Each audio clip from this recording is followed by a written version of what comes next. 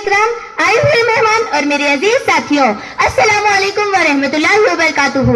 आज मुझे जिस मौजू पर लब खुशाई करने का मौका मिला है, इसका उन्वान है देशभक्ति।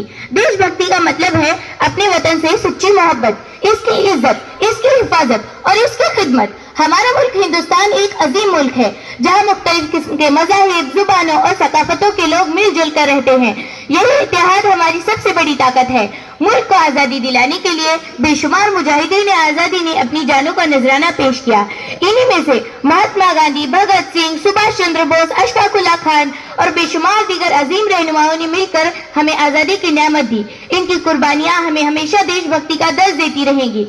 देशभक्ति का मतलब जंग के मैदान में लड़ने का नाम नहीं, बल्कि ईमानदारी से पढ़ना, सच बोलना, कानून की पाबंदी करना, सफाई रखना, एक दूसरे की मदद करना और मुल्क का नाम रोशन करना भी देशभक्ति है।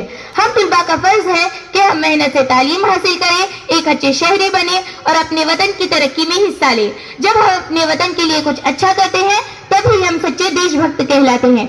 आइए हम सब अहद करें कि आज से हम हमारे मुल्क की हिफाजत करेंगे, इसकी खिदमत के लिए हमेशा तैयार रहेंगे।